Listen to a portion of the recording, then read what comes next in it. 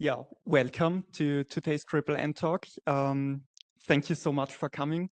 Also, welcome to the audience who is with us today in the live stream. I think we have around 30 people that are watching this live. My name is Georg. I am a regular member of the shiftWater team, but I'm also a member of the shiftTanks board. And that's why I am standing here today doing a little introduction about what shiftTanks actually is. And after that, Chris is going to take over and he's going to do the actual presentation about shiftWater. But I think it is important for you to understand what shiftTanks is and what this framework is our project originated from. So yeah, right. What is shiftTanks? First of all, shiftTanks is an organization mostly created from students for students, although it's not necessary to have a degree of any kind or be a student. If you are interested in engineering, if you're interested in science or technology, and maybe most importantly, if you're interested in making a difference, if you're interested in creating change, shiftTanks is the right place for you. What we actually do, what our daily business is our project. So we are working in several different fields like awareness, like Global South, like resources, and we do projects in these different fields like this shiftWater project. We also do kind of research projects. For example, we had one where we did some research about the energy transition regarding hydrogen within the steel industry. We right now have a project called Shift to School, which is all about motivating young people, young students, and informing them about climate change, about sustainability, and trying to inform them about how engineering and how science could, how these things could be the solution for the most important questions we have right now. So what I want to say is we have a very broad palette of different projects we are doing within shiftTanks. You might ask, why? Why does shiftTanks exist? And the answer to this is very easily answered. I don't need to tell you this. We live in a world of multiple crises. We live in a world of multiple crises, which are on every single level you can imagine, coming in every different shape and color. Just to name two examples, the climate crisis, obviously, according to the last IPCC report, we have 15 more years to go ahead as we did so far, and then our global CO2 budget will be used up. If this budget is used up, we will face a global warming of above 2 degrees, and this is, well, obviously bad. Second example, extinction. We live in the 6th mass extinction. On a daily basis, 150 different species are lost every single day. This is unimaginable what this means for biodiversity. This is actually a vital threat for human life itself. So just to name two examples why we think shiftTanks and sustainability work is necessary.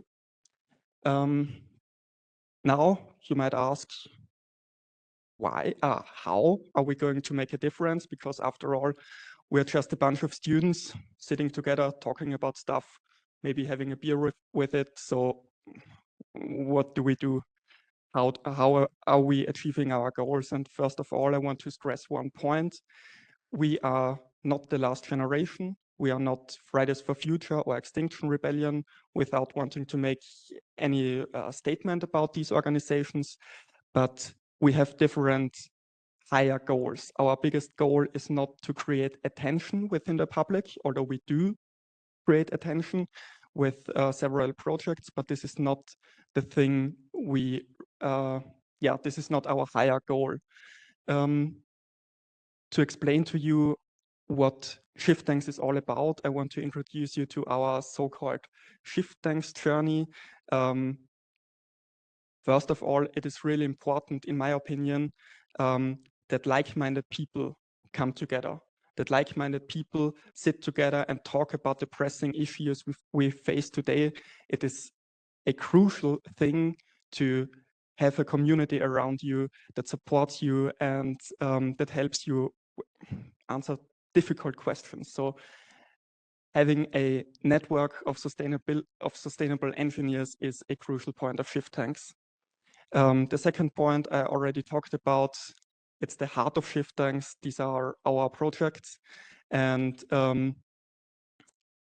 we want to create two things with this. The first thing is obviously an actual impact through our projects, but there is also a second thing, and that is we want people that are working with us to get kind of a drive, to get inspired, and we want them to inspire others. We want this to happen because we think that if you make sustainability a lifetime's task of yourself, that at one point in your life, when you have to make a difficult decision, if you are in a position of leverage, we hope that when you bear in mind all your work you did here at shiftTanks with us, that you then make the right decision. And that actually is the higher goal of shiftTanks. This is what we want to achieve. And you might say, well, that's a quite ambitious goal, unrealistic even. But at this point, I want to hand over the mic to Chris. And I hope that his words and especially the film we are showing to you afterwards will make you think, well, it's not that unrealistic after all to get inspired whilst working at a shiftTanks project. So please make your way to the stage, Chris. Thank you so much.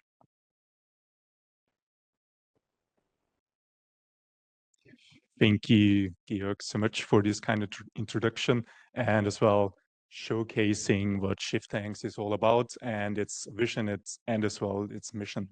Therefore, I would also like to extend a warm welcome to everyone attending this talk today, here in person and as well online, where we are going to showcase what we have been done throughout the last 2 years.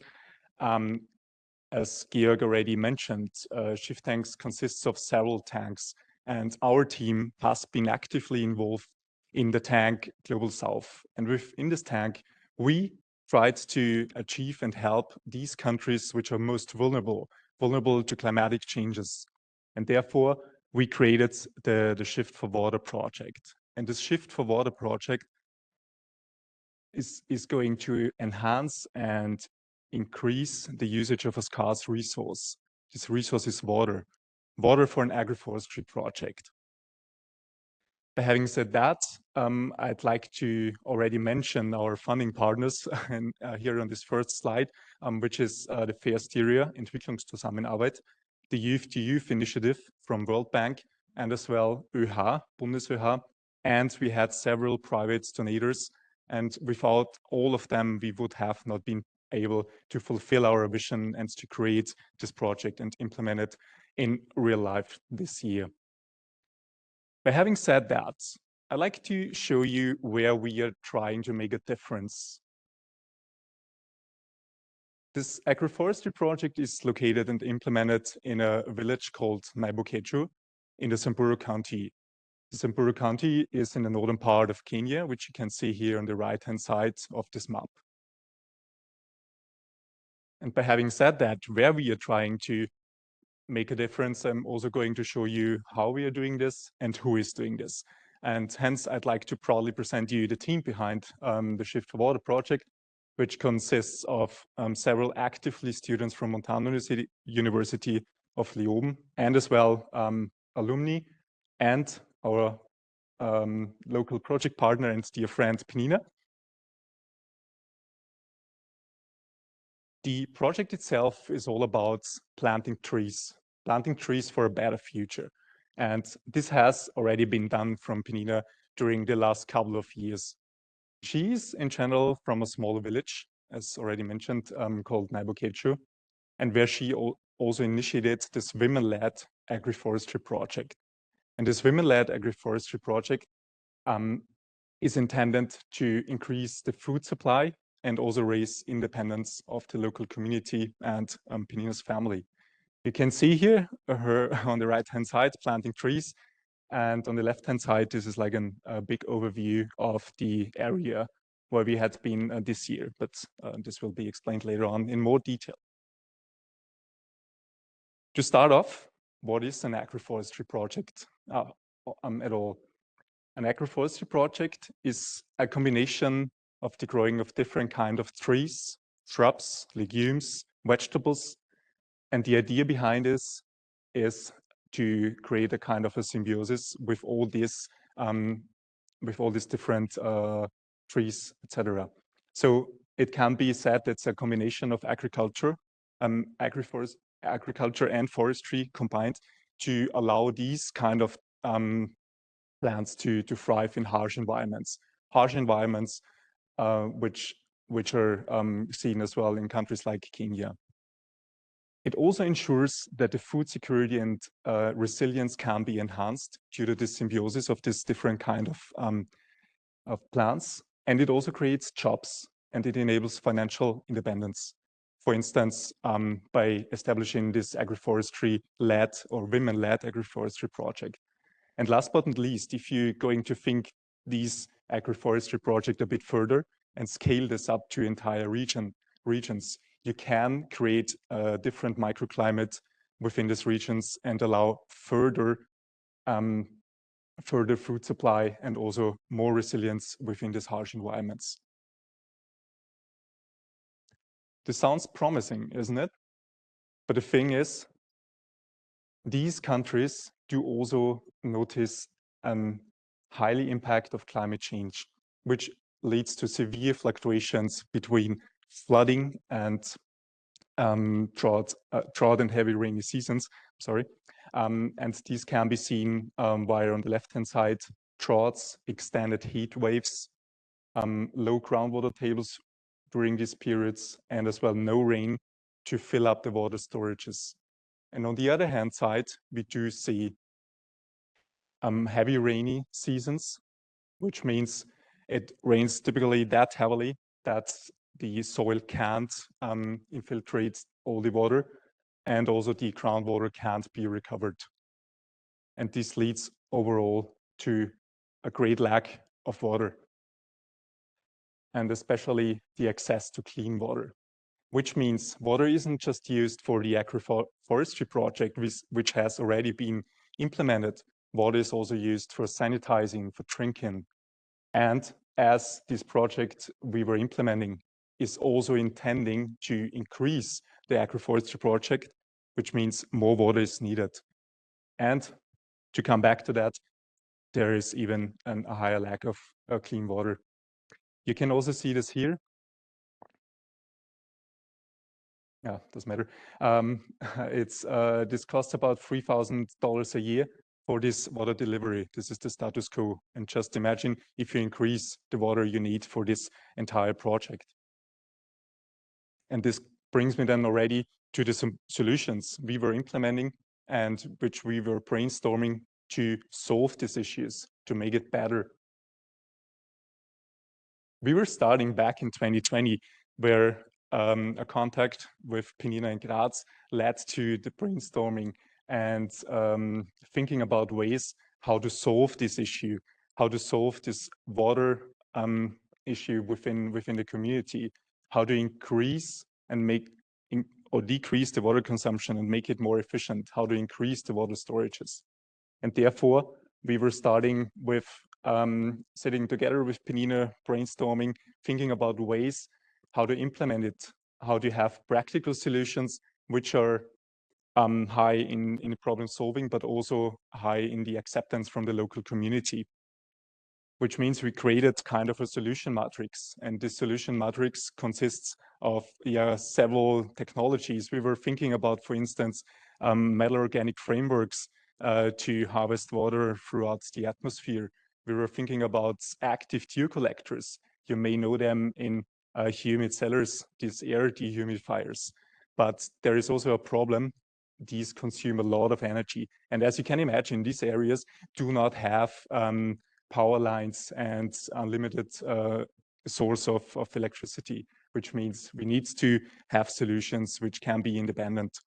And we were also then investigating solutions that relies on bionic approaches, natural ways, which are, for instance, passive dew collectors, dew foils, fog nets, etc. But it came then clear that we can't increase the water supply within a short period of time, which means we had to increase the efficiency of the water usage and also increase the water storages. And this can be done by a holistic water management system. And this holistic water management system, which was implemented by us, consists of the increase of water storages by water tanks. This is already an actual picture from this year in Kenya, just to make sure you get a better feeling how the surroundings look like. And one of the best ways to increase the efficiency of the water consumption is the usage of drip irrigation systems.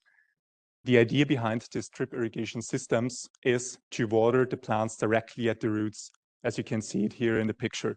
This is already the working solution, just to have a picture of the successful implementation.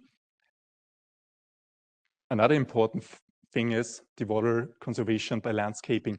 As you can see it here on the picture, we digged for trenches and as well heaps where the plants were planted in the middle of these heaps. And this makes sure that during periods of heavy rain, the rainwater does not just rush through, it will infiltrate it through the soil, and it also increases groundwater table over time. So this is one of the most important aspects by this technology and solution.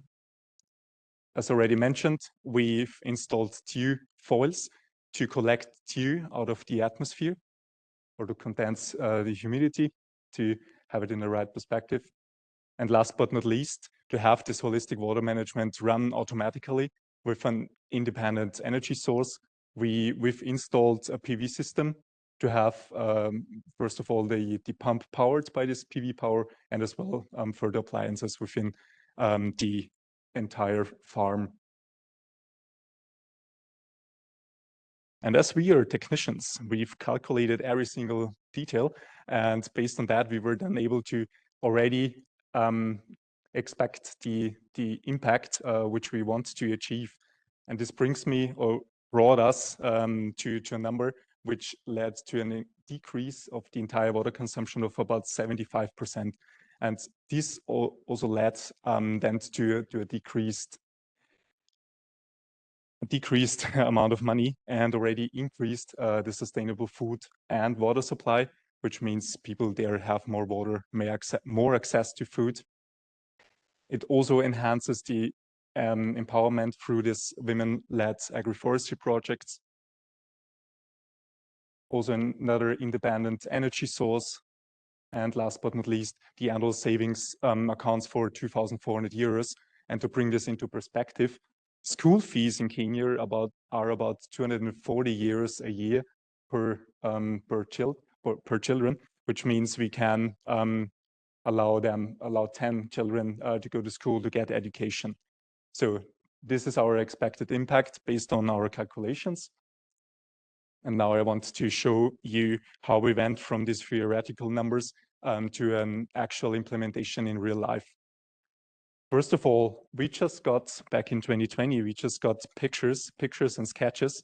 And based on these sketches, we started the drawings, which can be seen here on the left-hand side, drawings from the PV system, the pump house, to effectively implement all of our solutions. And on the other hand side, there are also satellite images from Google Maps, which were used by us to get a better feeling of the surroundings of the area, of the sizes, and as well the terrain. You can see on this right picture, there is this blue frame on the bottom, and this is the first agroforestry project which was already implemented. And on the top right side, there is the extension, which was planned by us together with Penina, just to get a better feeling. If you see later on the documentary film, this is the surroundings there. And as said before, as we are technicians, we were calculating and designing every single aspect of this solution. To start off with the principles of the drip irrigation, I'm not going to go into like high detail, just to give you a glimpse of it, how it's working. The main idea is that you do have a main pipe, as can be seen here on the right-hand side. This main pipe delivers water from the storage through a really thick pipe via smaller drip pipes to the single drippers and to every single plant. The idea is also to have several sectors to water the entire field to make it more efficient and also more cost efficient. Here are some technical details about the entire system. For instance, the pump was about 1.1 kilowatt in electrical power, which is then necessary to lay out the PV system and the electrical system. And yeah, for instance, 1,600 meters of drip pipe was installed and about 500 drippers and plants were implemented. Here is a picture of the finished installation where we were able to implement our solution on a total area of about 4,400 square meters. And as I said before, this entire system needs to be powered, and therefore we've designed an off-grid power supply based on photovoltaic systems, as can be seen here on the left-hand side, which consists of an inverter, 6 PV panels with a total power of about 2,700 kilowatt peaks, and also a 10 kilowatt hours battery. As maybe electrical engineers know, if you're running electrical pumps, if you switch them on, there is a high switch on current, and this switch on current needs to be buffered. Therefore, you need high battery capacities, just a side note. And as well, we do have a full safety concept, which consists of fuses, RCDs, and earthing, and also level control for water tanks. And we are pretty sure that this full safety concept is one of the safest within the entire region right now. So it was important for us to install it. Fun fact by side. There is also a power outlet for 240 volt devices, which means the villagers, the community and the family has access to electrical power for further appliances. Like, for instance, fridges can be applied to store their food harvests even longer. This is the main idea behind it. Well, by introducing you to this theoretical part and as well all the implementation steps and our design steps, we've also prepared a documentary film. And this documentary film is going to share our journey, our experience, and hopefully will inspire you by our implementation in Kenya together with the local community. And therefore, I'm going to say just sit back, relax, and get inspired by our implementation this year during our field trip. Therefore, I would like to ask you please to play the video. Just as an information, the video will be in German, but there are English subtitles for these, which are not fluent in German. Get all the information. Therefore, enjoy.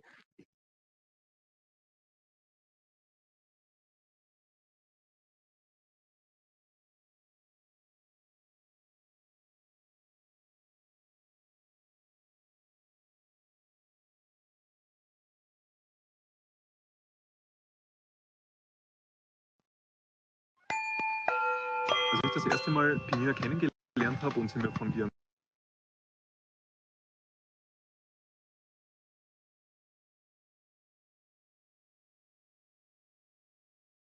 Projekt, dem Agroforstwirtschaftsprojekt erzählt hat, war ich schon wirklich begeistert.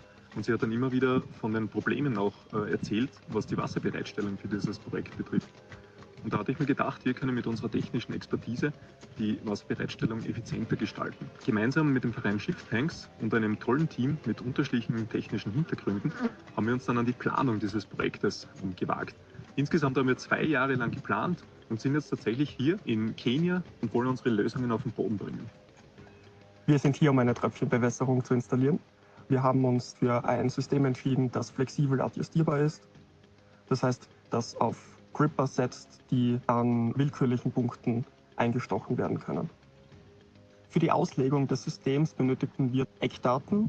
Diese Eckdaten waren die Dimensionen des Feldes, nämlich 40 mal 100 Meter, also 4000 Quadratmeter. Aus diesen Dimensionen konnten wir danach Rohrlängen ableiten und mit diesen Rohrleitungen wiederum in eine Druckverlustberechnung gehen, aus der sich die Dimensionen der Pumpe ergaben. Unser Bewässerungssystem beginnt mit der Pumpe. Die Pumpe saugt dann das Wasser aus einem großen Wassertank an, verteilt es dann durch dickere Leitungen auf die verschiedenen Sektoren. Davon gibt es 4, mit denen decken wir das ganze Feld ab. Der Grund, warum wir das in verschiedene Sektoren eingeteilt haben, ist eigentlich ganz simpel. Wenn wir die ganzen 4000 Quadratmeter auf einmal bewässern hätten wollen, dann hätten wir einfach eine wirklich große Pumpe gebraucht. Deswegen haben wir es eingeteilt, sodass es eben diese Sektoren gibt. Die kann man abtrennen und die Pumpe muss immer nur diese Leistung liefern, die wir für die Bewässerung von einem Sektor brauchen. Eine der wesentlichen Herausforderungen in unserem Projekt ist tatsächlich Energiebereitstellung in ein Gebiet hineinzubekommen, wo keine Strominfrastruktur vorherrscht. Und genau aus diesem Grund haben wir uns für ein Photovoltaiksystem entschieden. Und dieses Photovoltaiksystem muss groß genug sein, um zum einen die Pumpenleistung bereitzustellen, aber auch zusätzliche Gerätschaften betreiben können. Für die Pumpenauslegung, da haben wir wirklich eine breite Literaturrecherche eigentlich gemacht, um zu schauen, wie viel Wasser brauchen die Pflanzen, wie ist der Boden beschaffen, wie sind die klimatischen Bedingungen und anhand dessen dann auch mit Softwareunterstützung dann eben wirklich da mal versucht zu definieren, wie groß ist der Wasserbedarf und eben dann auch, wie groß ist der Volumenstrom, den die Pumpe braucht. Nachdem die Pumpe dann auch ausgelegt wurde und die Pumpenleistung bekannt war, haben wir uns unterschiedlichen Online-Auslegungstools bedient, wo man eben die Photovoltaikleistung in diesem Gebiet abschätzen kann und sind eben zu dem Schluss gekommen, dass wir in etwa 2500 bis 3000 Kilowatt Nennleistung an Photovoltaikleistung benötigen würden, um eben tatsächlich diese Energiemenge bereitzustellen.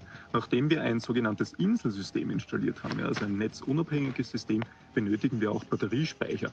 Das heißt, wir wollen auch Energie bereitstellen, wenn die Sonne nicht scheint, also in den Nachtstunden oder an bewölkten Tagen. Die Batteriegröße beträgt in etwa 10 Kilowattstunden und das ist dann wirklich genug Energiemenge, um die Pumpe zu betreiben. Darüber hinaus haben wir aber auch weitere Steckdosen im Haus installiert, um eben elektrische Geräte zu laden. Das elektrische System funktioniert so, dass wir die Sonne am Dach über die PV-Module einfangen, von den PV-Modulen mit DC-Spannung dann in eine DC-Verteilerbox weitergehen. Dort sind die Module selber abgesichert. Von dieser DC-Box gehen wir dann auf den Wechselrichter. Der Wechselrichter hat ein integriertes Batterielademanagement-System und kann in einem 48-Volt-System große Bleiakkus laden. Von diesen Bleiakkus und vom PV-System zusammen wird dann die Energie auf AC umgespannt, 230 Volt, 50 Hertz, und geht weiter an die AC-Verteilerbox. Von dort verteilen wir ihn weiter einmal ins Haus, zur Hausinstallation und einmal zur Pumpe. Um unsere Pumpe für das Bewässerungssystem in einer sicheren Umgebung aufbauen zu können, haben wir uns entschieden, ein Pumpenhaus zu konstruieren. Dieses besteht aus einem Betonfundament, das händisch zusammengemischt wurde und mit einer Holzkonstruktion eingehaust wurde. Zusätzlich haben wir in diesem Pumpenhaus auch noch den Wechselrichter und die Batterien für das Photovoltaiksystem verbaut. Das Pumpenhaus ist sehr massiv ausgeführt und es besitzt da eine Sicherheitsfalle mit Vorhängeschloss, um zu verhindern, dass jemand dort Vandalismus begeht oder Komponenten aus dem System herausstiehlt. Um Transportwege und Kosten gering zu halten, aber auch natürlich der Umwelt zuliebe, haben wir uns dazu entschlossen, die Teile für das Bewässerungssystem in Kenia, genauer gesagt in Nairobi, zu kaufen. In Nairobi gab es einige lokale Händler, die eben Wechselrichter bereitstellen konnten, unsere Photovoltaikmodule und sehr viel vom Installationsmaterial. Das Einkaufen dieser Teile ist natürlich das eine, aber wir mussten von Nairobi nach Naiborkeju auch die Teile transportieren. Das ist ein Weg von etwa 6 Stunden über eine sehr holprige Straße. Und das geht jetzt nicht einfach so als Spedition, wie wir das gewohnt sind, sondern wir hatten die Penina glücklicherweise als lokale Projektpartnerin und die kannte jemanden, der LKW-Fahrer ist und einen LKW auch hat, der diese ganzen Teile dann verladen konnte und gemeinsam mit ihr dann an den Projektstandort transportiert hat. Wir haben auch einige Bauteile aus Österreich mitbringen müssen. Diese wurden in Österreich bestellt, weil es einfach nicht möglich war, sie in Kenia oder in Nairobi zu besorgen, wie zum Beispiel ein Filter für die Pumpe oder der Manometer oder auch die Wasseruhr. Der Verteilerkasten ist in Österreich vormontiert worden. Wir haben diese Komponenten teilweise nicht in Nairobi gekriegt. Deswegen haben wir das in Österreich schon vormontiert und den Verteiler als Ganzes dann mitgebracht und da installiert und dann auch da getestet. Wir sind in Naiborkeju, glaube ich, nach 16 Stunden Reise oder so angekommen. Als wir angekommen sind, hat uns gleich die ganze Familie begrüßt. Es waren extrem viele Leute da.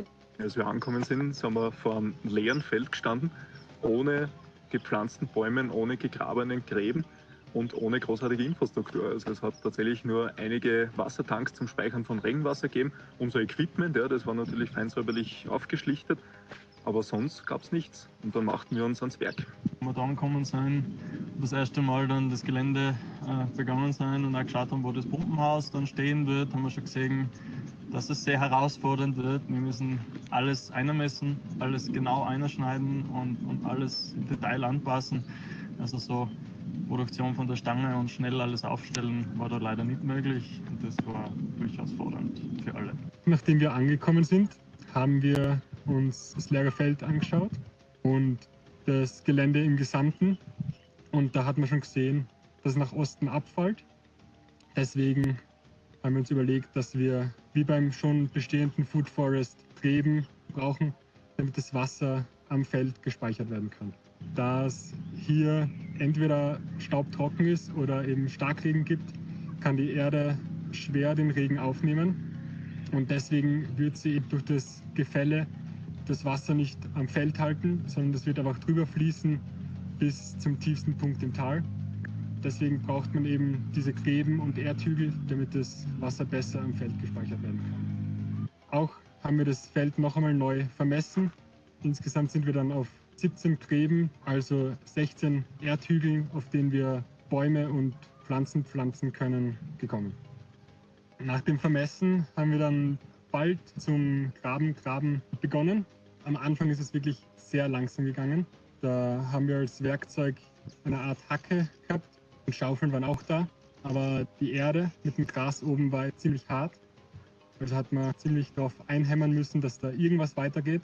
In den ersten 2 Tagen haben wir dann auch kurz überschlagen und sind draufgekommen, dass es sich gar nicht ausgehen wird, das ganze Feld mit der Manpower, die wir gehabt haben, umzugraben. Am 6. Tag ist dann ein Traktor gekommen, der die ganzen Gräben einmal umgepflügt hat. Das hat es zwar etwas erleichtert, aber sie haben trotzdem per Hand gegraben werden müssen und es war trotzdem sehr viel Arbeit. Gott sei Dank sind dann in der 2. Woche viele Frauen gekommen, von der Penina angestellt, und die haben richtig was weitergebracht. Und so sind wir dann am Ende der 2. Woche mit den ganzen Gräben fertig geworden. Die Bäume, die hier gepflanzt wurden, werden von der Samburu Women Tree Nursery gezogen und dann dort abgeholt bzw. gekauft, wenn sie schon eine gewisse Größe erreicht haben.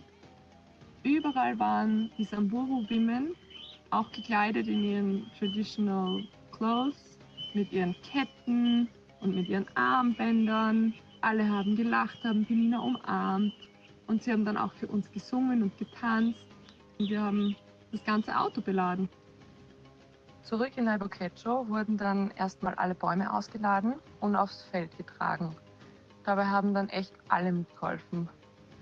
Für die Bäume wurden jeweils in einem Abstand von rund 4 Metern Mulden gegraben, in denen die insgesamt 470 Bäume dann einzeln gesetzt wurden. Für die Stabilisierung der Setzlinge haben wir kleine selbstgehackte Holzstecken verwendet und die Bäume dann daran mit einer Schnur festgebunden. Da direkt nach dem Setzen der Bäume die Rohrleitungen des Bewässerungssystems noch nicht am Feld waren, wurden die Bäume dann anfangs noch händisch gegossen. Die Rohre, die wir auf dem Feld dann verlegt haben, waren in Rollen aufgewickelt und die haben wir erst einmal auslegen müssen und dann abmessen müssen, um sie aufs Feld zu legen, damit sie die richtige Länge haben.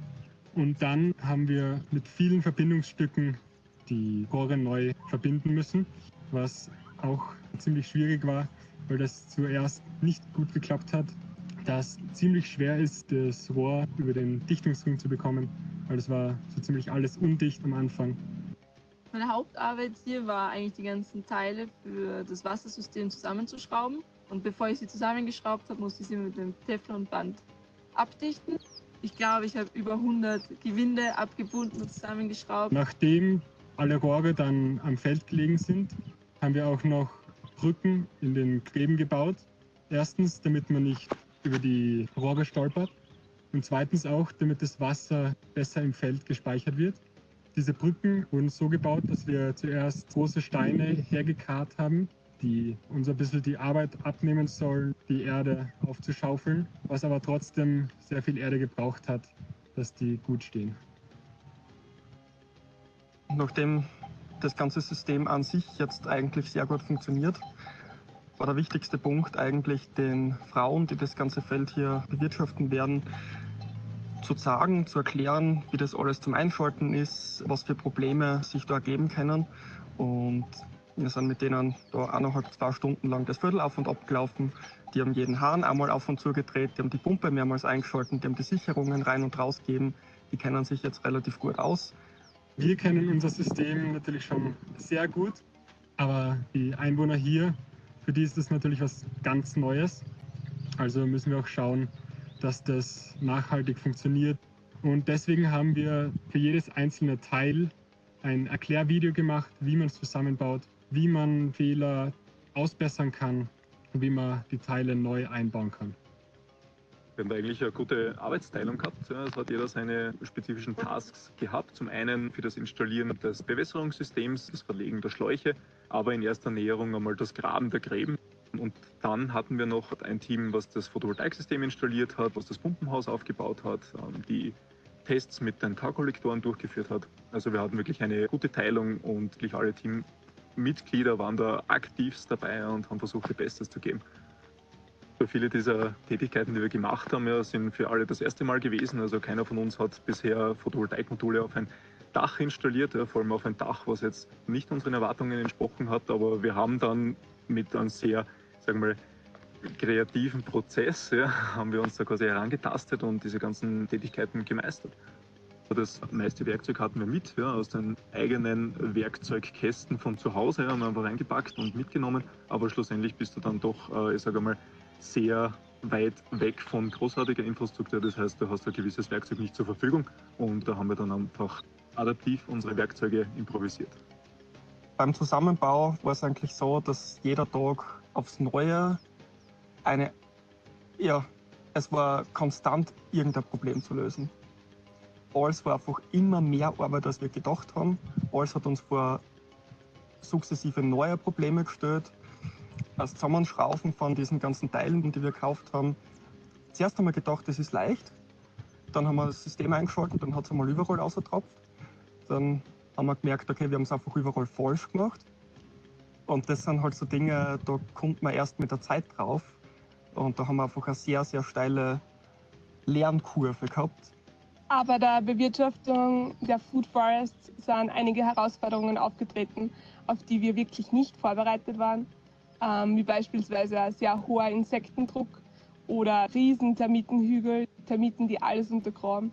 Wir haben deswegen immer zwischendurch wieder Knoblauch gesetzt und Zwiebeln und Donkeyberry-Sträucher, weil die Termiten das nicht mögen. Die Samburu leben sehr viel mit der Natur.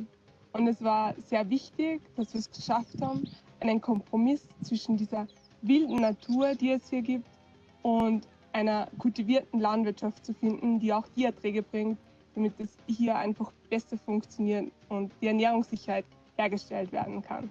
Einer dieser Kompromisse war beispielsweise, dass bestehende Pflanzen oder Bäume von Unkraut befreit werden oder jegliche Ranken abgeschnitten werden. Das Thema Elefanten ist ja ein großes Thema, weil einerseits alle die majestätischen Tiere voll bewundern und sie ja nicht verletzen wollen, aber andererseits können sie alles, was man hier aufgebaut hat, die gesamte Lebensgrundlage komplett zerstören. Und das war halt wirklich schockierend zu hören, wie diese Tiere einem alles nehmen können, aber gleichzeitig so bewundernswert, dass die Menschen nicht böse sind. Meine generellen Eindrücke von hier sind, dass die Menschen, obwohl sie im Vergleich zu Österreich viel weniger haben, so glücklich sind und voll zufrieden mit dem. Auch an uns hat man es gemerkt. Wir waren eigentlich trotz der vielen Arbeit eigentlich nie gestresst und haben uns voll gut verstanden. Also für mich persönlich war das äußerst bemerkenswert, wie willkommen wir geheißen wurden. Jeder war total freundlich, jeder war, hey, endlich seid ihr da, so in die Richtung. Ja, also haben die total gefreut.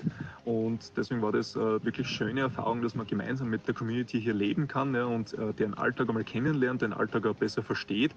Und das war für uns dann auch irrsinnig wichtig, um das tatsächlich in das Projekt auch einfließen zu lassen. Für uns wurde innerhalb von kürzester Zeit, kurz vor unserer Ankunft, ein eigenes Haus gebaut, das wirklich ausgestattet ist mit 3 Räumen, mit insgesamt 5 Betten und Fliesenboden. Und das war einfach viel mehr, als wir uns eigentlich erwartet haben. Wir haben gedacht, wir schlafen in einer typischen kenianischen Manyatta. Das ist einfach ein kleines Häuschen aus Akazienholz, ohne Fenster und einer Eingangstüre und Feldbetten. Aber da wurden wir eigentlich sehr positiv überrascht. Vom Essen her gab es meistens Eintöpfe, weil sie halt einen großen Topf haben, wo sie für alle kochen. Gab es zum Beispiel Lindeneintopf oder Erbsen mit Tomaten oder Chapati, das sind so Pfannkuchen. Unser Favorit sind die Mandasi. Das ist so wie Krapfenteig in der Art. Chai gibt es auch täglich. Da ist ja auch noch sehr viel Zucker rein und das gibt einem aber voll Energie, das glaubt man gar nicht. Da braucht man gar kein Frühstück, wenn man so 2000 Chai trinkt. Durch das tägliche Arbeiten am Feld ist unsere Kleidung durchaus schmutzig geworden und wir hatten das Bedürfnis, dann irgendwann doch unsere Wäsche zu waschen. Hier wäscht man die Wäsche einfach in einem Wäschewandel mit Regenwasser. Wir waren immer sehr froh, wenn es noch geregnet hat am Tag davor, dann hatten wir genug Wasser. Aufgehängt wurde die frisch gewaschene Wäsche auf den Zedernholzstipfeln. Man hat auch von den Traditionen viel mitbekommen. Zum Beispiel dürfen die Morans, sind so Krieger in einem gewissen Alter von so 12 bis 25, nicht vor Frauen essen, weil sie selbstständig sein sollen. Diese Morans haben halt vor uns auch nicht gegessen. Und die Morans wären eigentlich dafür zuständig, dass sie, falls es zu Konflikten kommt, dass sie dann eben ihre Familie verteidigen. Dann das, was ich anhabe, zum Beispiel ein Shuka. Das ist so die Ursprungsbekleidung, würde ich sagen. Sie hält auch sehr warm und ist angenehm. Dann Zähneputzen tun sie mit, es gibt ein paar bestimmte Bäume, zum Beispiel der Afrikaner oder so ähnlich. Ich habe es auch ausprobiert. Dann nimmst du so einen Ast, schälst ihn ein bisschen ab und dann kaut man drauf herum und bürstet so richtig zwischen den Zahnzwischenräumen. Ich habe auch einmal mitgeholfen beim Stecken, also Feuerholz sammeln. Es war sehr witzig, das so am Rücken zu tragen. Magalai ist die Hauptstadt von Samburu. Die Stadt war ganz anders, als wir sie kennen. Da waren überall so Blechhäuser nebeneinander, das waren die Geschäfte. Ja, wir haben das Obst direkt frisch gekauft, von einer, die Gemüse verkauft. Ganz viel Wasser, weil es gibt halt kein fließendes Wasser. Für uns ist es ein ganz wichtiger Bestandteil des Projekts, auch im Nachgang noch Bewusstsein zu schaffen und durch die Bilder, die wir vor Ort eingefangen haben, zu zeigen, wie das Leben vor Ort wirklich ist, wie es den Menschen hier geht, was unser Projekt erzielen kann, was es für einen Mehrwert hat für die Community und auch zu zeigen, was der Klimawandel hier vor Ort für einen Einfluss hat. Als wir angekommen sind, war alles grün, alle Pflanzen haben geblüht und Benina hat zu uns gesagt, das ist sehr untypisch. Im Moment sind wir nämlich eigentlich am Ende der Trockenzeit, die Regenzeit soll erst später beginnen und das ist einfach eine der Auswirkungen des Klimawandels vor Ort, dass diese Trocken- und Regenphasen nicht mehr in den Abständen passieren wie in der Vergangenheit. Das hat einfach zur Folge, dass es viel längere Trockenphasen gibt, in denen kein Tropfen Wasser fällt, in denen keiner dieser 10.000 Liter Behälter mit Wasser gefüllt werden kann. Und andererseits gibt es dann so starke Regenfälle, dass das ganze Wasser gar nicht aufgefangen werden kann. In den ersten 4 Tagen nach dem Ankommen hat es eigentlich jeden Tag mindestens einmal stark geregnet, was ziemlich untypisch ist, weil eigentlich noch Trockenzeit ist. Ab dem 3. Tag war der Regen dann eigentlich nur mehr zu viel, weil es war schon alles nass. In unser Haus hat es leider auch reingeregnet. Wir haben viele erzwungene Regenpausen machen müssen, auch einmal im Geräteschuppen, wo wir gefangen waren wegen dem Starkregen. Also ich muss sagen, ich bin irrsinnig beeindruckt, jetzt dann nach fast 3 Wochen hier zu stehen und zu sehen, was wir gemeinsam als Team überhaupt geschaffen haben. Also wir haben da irrsinnig gut zusammengearbeitet, tolle Projektarbeit geleistet und auch einen Impact hier geschaffen. Wir haben jetzt da mit unserem Bewässerungssystem eine Möglichkeit geschaffen, Wasser effizienter zu nutzen. Insgesamt ist aber dieses Wasserbereitstellungsproblem damit nicht gelöst. Es ist nur die Wassernutzung reduziert geworden. Das heißt, man ist hier leider Gottes trotzdem noch immer auf Wasserlieferungen von außen angewiesen. Das heißt, entweder es kommen wirklich starke Regenfälle, was jetzt leider Gottes eben durch klimatische Veränderungen nicht so häufig passiert, oder es wird Wasser geliefert bei Wassertransport. Um dem auch entgegenzuwirken, besteht die Möglichkeit, in einem späteren Projektverlauf auch Brunnen zu graben, um eben wirklich eine unabhängige Wasserbereitstellung zu schaffen. Und darüber hinaus, das ist so quasi unsere große Vision, mit unserem Pilotprojekt aufzuzeigen, dass man in diesen harschen Umgebungen wirklich den Wasserverbrauch dermaßen reduziert, dass es auch adaptiv auf andere Farmen angewendet werden kann und schlussendlich die gesamte Region, die gesamte Community davon profitieren kann.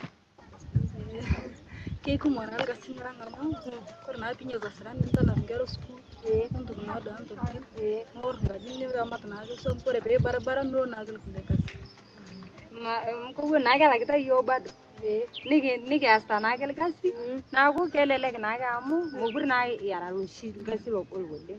They say now it's much easier because they will still get paid and they will still pay their kids for school fees, but also like if the work is more easier for them because they do everything, and normally getting water and pouring in each tree, it takes a lot of time.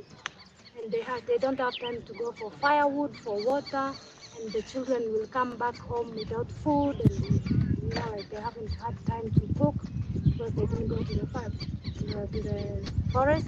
And now it will get much easier, and still they will still get their money for working in the field, but in an easy way. And they can do a lot of things for their families as well, not just in the field throughout. So they wake up at 5 in the morning. First of all, they have to milk the cows. After milking the cows, they make fire. After making the fire, they make chai. They wake up the kids for school. And they wash them, they clean them, their faces and all. And the children, they drink chai, they go. They wash their utensils and put everything and close the house and come and put water in the farm. After putting the water in the farm, some don't have firewood, some don't have water. So first you go for firewood in the forest. When you come back, you go for water. Then the day is gone because then the kids are coming. You do the same, milking the cows, giving the children food. The main thing is that it's much easier for them right now because they just need to turn on the pump, make sure that the pipes are working. It's really something, this is what they can call development. Insgesamt wurden 810 Arbeitsstunden geleistet, 450 Bäume gepflanzt, 10 Kilowattstunden Batteriespeicher installiert, 1041 Komponenten zusammengeschraubt, 680 Kubikmeter Erde bewegt, 1600 Meter Fläche verlegt. 2760 Kilowatt Peak Photovoltaikleistung installiert. Ich bin unglaublich dankbar dafür, dass ich Teil von so einem großartigen Team sein habe dürfen. Wir waren jetzt doch lange Zeit auf engstem Raum, mehr oder weniger, im täglichen, harten Arbeiten drinnen. Und wir haben uns so gut verstanden und haben wirklich gut zusammenarbeiten können. Wir haben so viel Spaß miteinander gehabt, obwohl es teilweise wirklich anstrengend war. Es war eine sehr gute Erfahrung, die ich gern wieder machen werde und ich jedem nur empfehlen kann.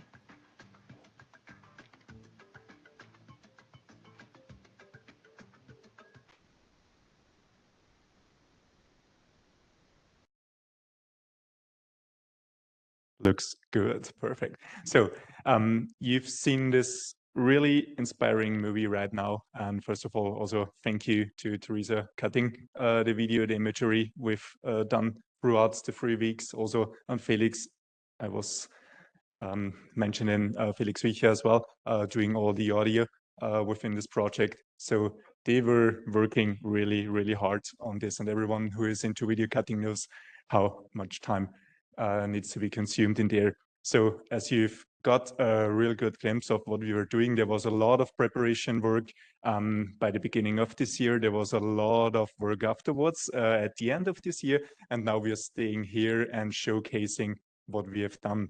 Our vision came through, and we were implementing a lot of things together with the local community.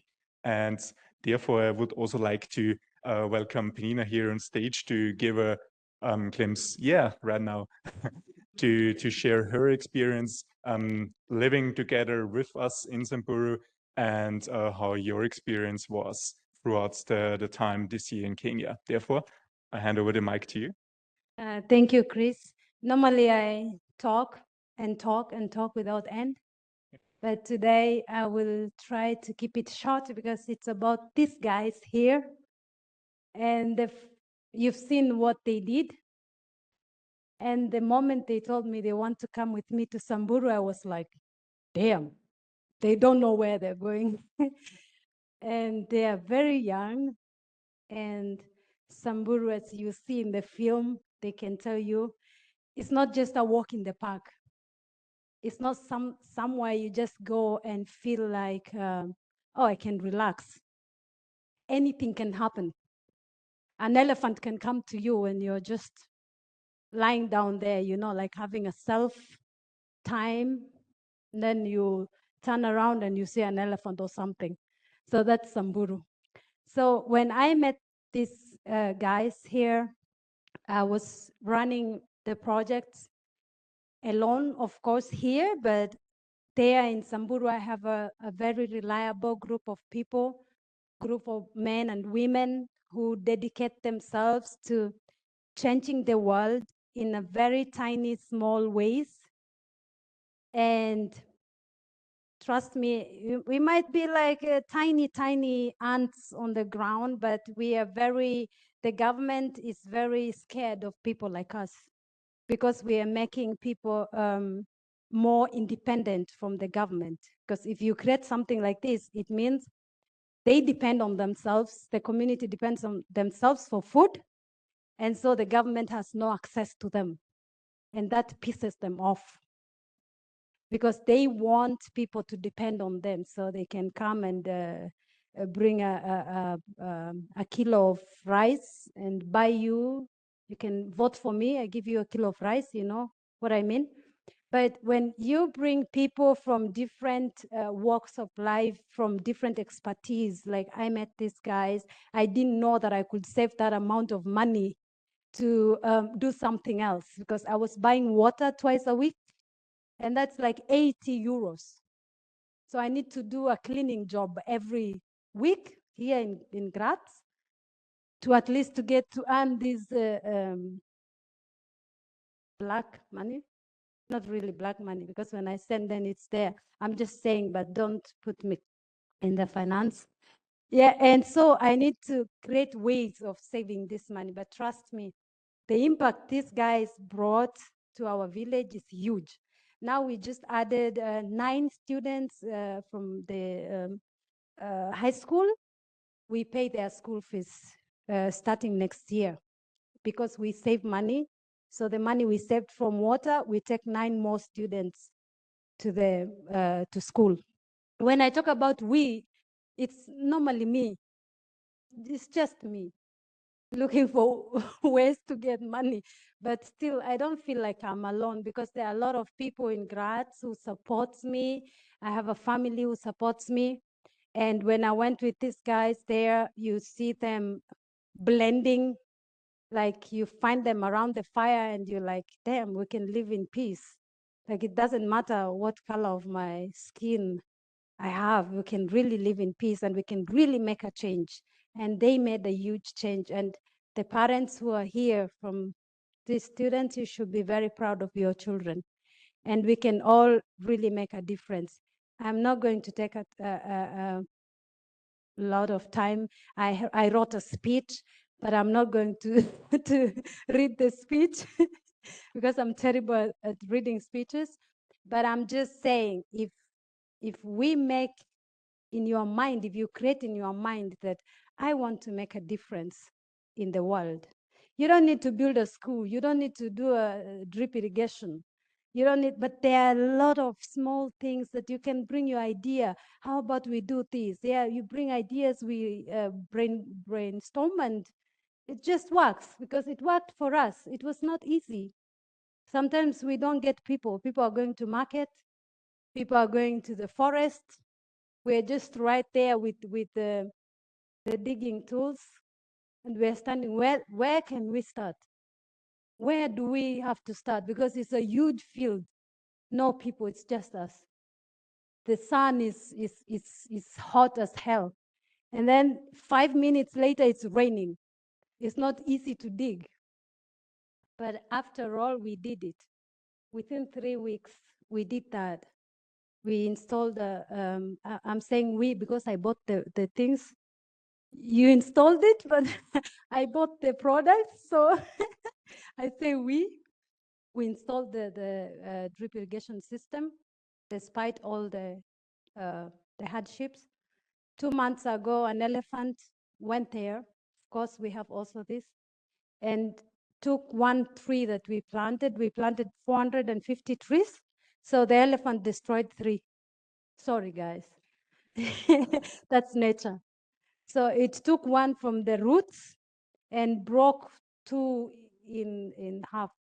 But those 2 are still growing because the roots are still they're still intact. But what does the elephant also teaches us? The earth doesn't belong to us. We are part of the ecosystem. We don't own it. Nobody owns it. And there's so much climate crisis as we see here. We just talk about it, but we forget so quickly because the nature is trying to speak to us that we are the most destructive species in this world. We say that the elephant went there and destroyed. It didn't destroy. We were on its way, you know, because we go there, we plant, and I have one example just to say. When I did a presentation in Graz, a guy came to me before we started this. A guy came to me and said, but you said your religion, you believe in the religion of nature. I said, yeah, I believe in nature. I don't know if it's a religion or, but I believe in nature. But he's like, but isn't it that you're going against the law of nature if you go and plant trees where nature created it to be like that? So I was like, oh, are you a Christian? He's like, yes, I'm a Christian. And the fact is that he had tattoos. So I looked at him and I was like, I don't know, my brain works faster sometimes. Sometimes it works so slow. But I looked at him and I was like, oh, but as a Christian, God created you in his own image. Why do you have tattoos? He was looking at me and like, yeah, because I like it. Like, I'm planting trees because I like it. So you get these people, who tell you that it's not okay, you can't do that because nature wanted it to be like that. But if now, let's say this place you've seen, in the next 3 years, it will be a huge forest. And the whole village goes on and on and on, huge forest. That we have food, we have water, there will be even more rainwater because sometimes because of climate change, we get dry season for 4 years. Normally in Kenya, we have 3 rainy seasons in a year. But nowadays, it just rains randomly. But why? It's because of climate change, climate crisis. But people see, we see, but we are just ignorant. We just don't see. And then when people try to do something different, they put them down, they discourage them. And sometimes they tell you, yeah, there's nothing you can do about the climate. The climate is always changing. It's not. It's changing because of us, because of the activities that we are creating to damage. The air is getting so polluted. So today I'm standing here to say I'm very proud of all of you for what you did, and also to change the perspective of going there. I act like a bridge between my 2 worlds. I live in 2 different worlds. I'm very active in this world, I'm very active in my world, and I act as a bridge between my 2 worlds where my 2 communities come together. Because also when my family see people from here coming, they know I'm in a safe place. My children, I have two mixed boys. When they go there, they are white. When they come here, they are black. I don't want that world for my children. But if we live together as a community, as people who want to make an impact in the community for the future generations, and when you see young people doing things like this, oh, we are behind you. We're supporting that. And thank you for that. And you should be very proud of yourselves. And we are also proud of you. Thank you, Chris. Thank you, Penina. Thank you so much for giving us your inspirational talk and also your perspectives, working together with us, with this inspirational team and this highly motivated team. And by giving you this entire overview, what we've done so far, I'm also coming to a conclusion right now. And we've showcased with this pilot project how it is possible to reduce water consumption, to increase food supply. And we see it as our mission to scale this pilot project. We want to scale this to further farms, to the entire region, etc. But therefore, we are facing systematic challenges, as Penina mentioned it. These are, for instance, no right for self-determination of indigenous people, also corruption. We faced this during our trip, and also an unequal distribution of wealth in these regions. And to overcome this, we want to present kind of strategic pillars which can be seen as highly successful to further implement technologies together with the local communities.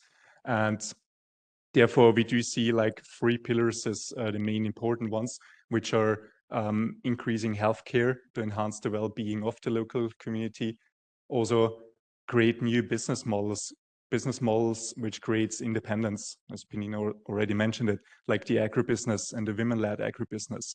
And last but not least, the education and autonomy, education for local people based on their values, needs, and also priorities. So these are 3 really important pillars we do see to scale this up. And we do also not see it as our vision. We also see it as our ambition to create further improvements and also further enhancements of this project, create, lost my red line, to create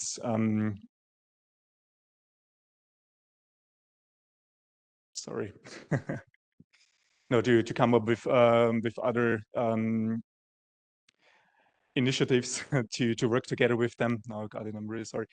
To work together with them to scale these kind of projects up and to create a sustainable development for communities like the Samburu and also beyond. And you might get inspired by all these talks and this showcase which we presented here. And you now may ask yourself, how can you support us? How can you support shiftTanks? How can you support indigenous people or any other sustainable development projects? Therefore, I'd like to invite you to scan the QR code, which leads you to the shiftTanks website. You can sign up and get active as an active member. You can also act for instance, as a senior scientist, act as a mentor for projects, but you can also donate for projects like ours or any other initiatives. And therefore, I want to conclude with a famous quote from Nelson Mandela, which says, "It always seems impossible until it's done." Thank you so much for your attention and being here today.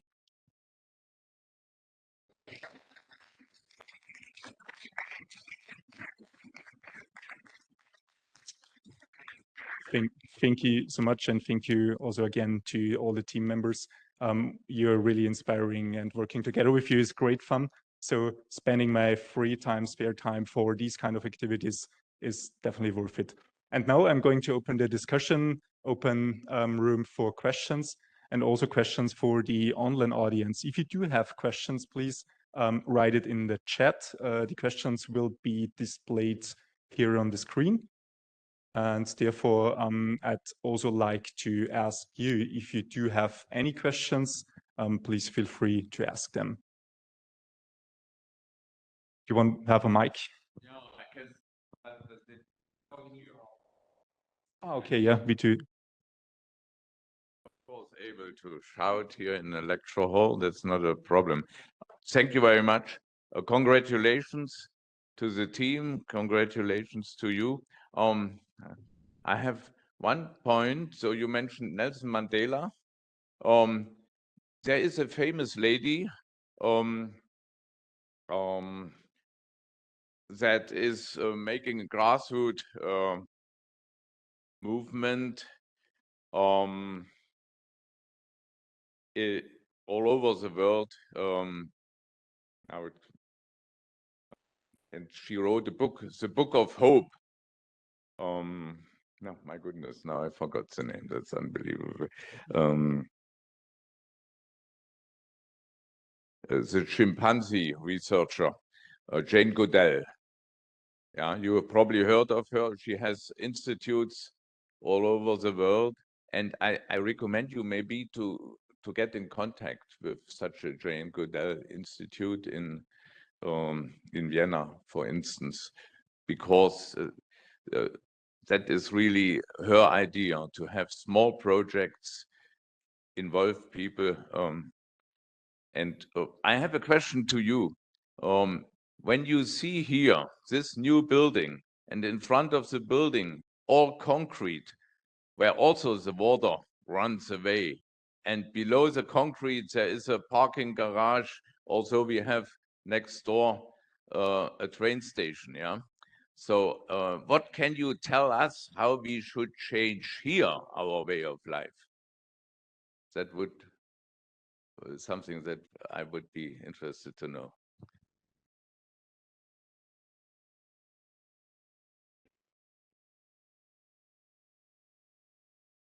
The second mic already.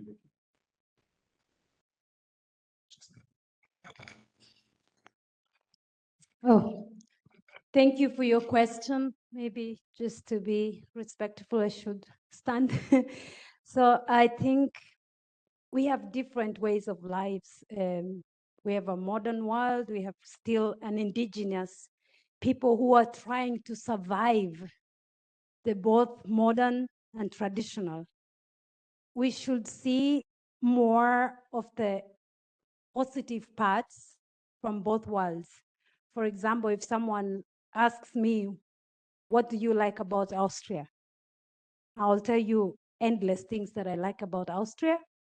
First of all, infinite water. I know that it can end, but you guys have a lot of water. I have to walk to fetch 20 liters of water for drinking, for cooking, for cleaning, for a household with 12 people, but living in Graz. I go 1 second to my tap. I choose if I want cold water or warm water. Luxury. I have a running toilet. I have to go to the woods in Samburu. If I want to go to toilet, I have to go to the woods. We made they will tell me I'm lying because I made the toilets for them before they came, but that is the reality. But if you say what I would say about here, appreciate what you have by also not destroying more of already what exists or what has been, because it has been improved. People have a beautiful life here. We also have a beautiful life there. We just have like different ways of life, but it's beautiful. But we could at least try to reduce the things that are not necessary, the things that are the waste that is really good in Austria. People divide, but of course there are people who don't follow the rules. But if we follow the rules of what has been made before, we can really make the world better. And also, like politically, here in this world, politics has the hugest impact ever. So by choosing the right government to choose people to run the country, because if we choose a country where climate change is the least point in their perspective, then where are we heading to? Just because it's more stable on the other side, where it maintains culture, And, you know, sometimes we compromise other things just to make sure that our generations to come have something to live on. So we work on climate crisis right now in this world, in this part that I am in Austria. Politics can change a lot. So we need to bring awareness to the people. I don't know if I answered your question. Yeah. Sorry for politics, but it's the most disastrous thing now. Sorry. Thank you for answering this question. There's another feedback from the online audience. So thank you so much. States our project and implementation is really great. And thanks for that. Thank you. What are the main political issues you had to deal with during your project? Who of our team members wants to speak up as we faced them together? Maybe we got a different point of view. Who wants to? I mean, there's another interesting story behind it. It already started, then I'm going to answer it. Started when we arrived in Kenya. We got onto the car with Penina and her uncle, and he took us from Nairobi, from the airport, about 6 hours up north with this famously known white bus. It's the well-known jungle bush baby, thanks, yeah. And with this bush baby, like it looks like not as a really modern bus, some older one, but it's transported us. And the corruption, this is the issue we definitely faced. It started off at the airport in Kenya with a really big sign saying this is a corruption-free zone. And if you've seen signs like that, you already know, well, be aware. And we went out there on the streets, and it doesn't take long, like 20-30 kilometers, and we were stopped from the first police officer mentioning some kind of strange words and strange interpretations that white people are not allowed to go with the car of Penina's uncle. We should have been taken by the embassy to Samburu, etc. And this is the way they want to get money from you. But we had the brave Penina with us. She saved us from paying a lot of money, I'd like to say it that way. and we went through it. And these were the real obvious signs of corruption within countries like Kenya. And just imagine how high these issues are within a broader concept, within the entire structure, the political system, etc. So this is really a main issue. And if you want to overcome this, want to implement a project like we've done it, you need to have local project partners whom you can trust, where you can trust that the money which is used for these projects will get there where you're implementing things, and not giving this money to just any politicians you've never seen. You can definitely be aware that they are building up huge houses and huge gardens. So this was insane. Also, we faced this. Within the region, you've seen the aerial photos from the drone, and just like 5-6 kilometers away, there were these big mansion houses from the, I think it was the Samburu governor, wasn't it? Yeah, he had like the biggest house, and people around it are suffering and starving. Just imagine that. So these are definitely main issues we've seen there. Thank you for the question, anyway. Are there any further questions in the room? Yeah. It's more at the high political level. Now, within your project, very interesting, this sub-project of catching mist or fog. How did this work? Was the temperature difference enough? Was the saturation enough?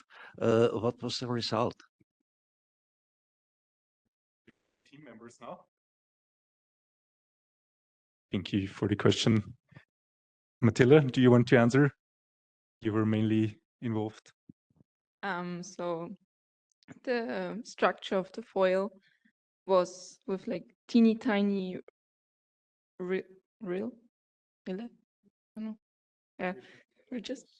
structures in it. So the droplets they stayed there. They didn't just flow down. And also we implemented it behind the house, so there was a little bit of shadow and not so much wind. So, and also the ground was not far away, so it cooled it. And so the triplets stayed, but it wasn't enough to like really get a lot of water. We filled this much of a bucket, so it was maybe half a liter, but only when it was moist enough. So when there were droplets on the ground, then there were also droplets on the foil. But if it hasn't rained for 10 days, there was no water to be collected from the air. So for that, we would need active dew collectors like air conditioners, where water is taken out, and that could be used. Yeah.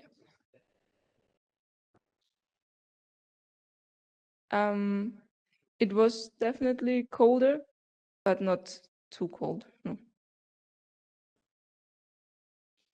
Thank you. No, it's a good question and obvious one. I mean, the regions there are a good location to implement dew collectors, as it's like really hot during the day, it's really humid, and during the night it drops it was like 5 to 10 degrees Celsius, but it drops below the dew point, and which means we were then able to capture the condensed air. So it's a perfect location, but the yield wasn't that high as expected. Therefore, but we do have a 10 kilowatt hours battery system right now, so we would be able to run dehumidifiers as well, which are more effective for this. Thanks for the question. Yeah, yes, please.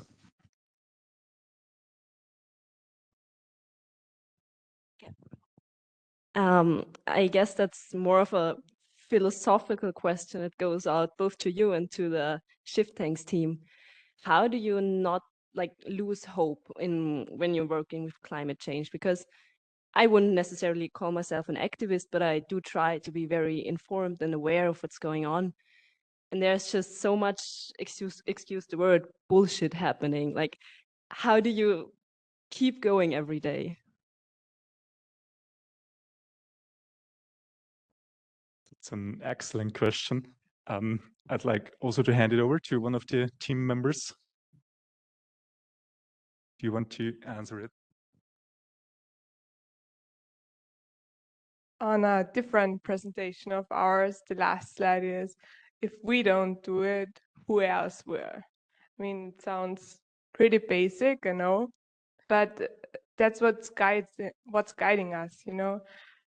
I know some recent events make it seem that there is no hope, but there still is.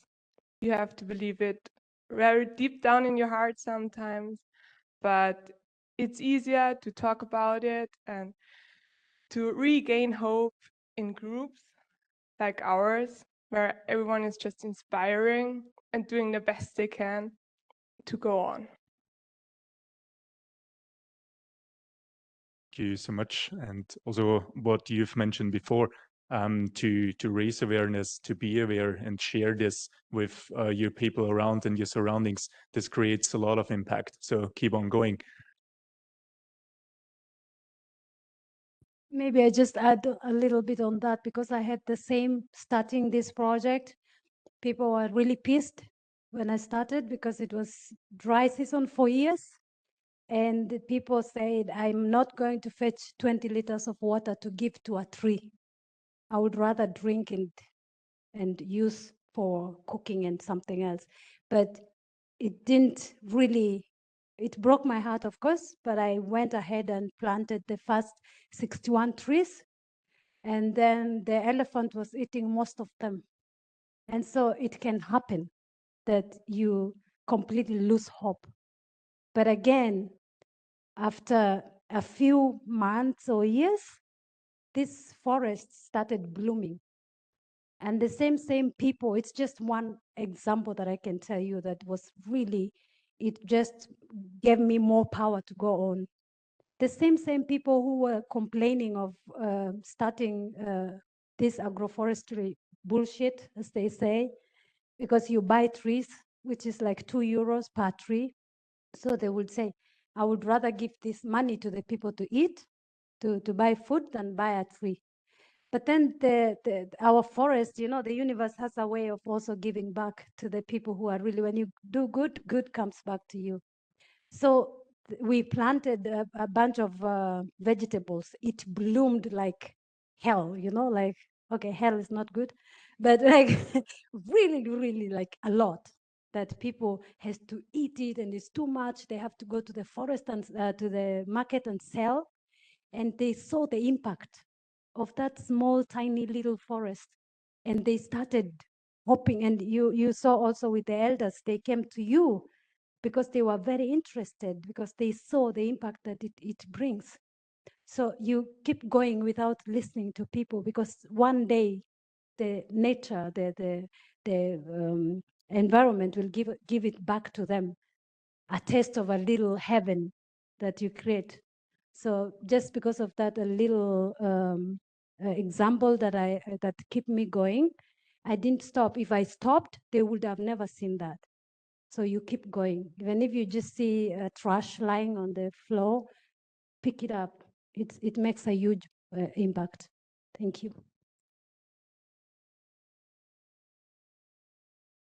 Thank you so much for answering this in a really good way. Are there any further questions? Are there technical questions? Looking to my colleagues over there.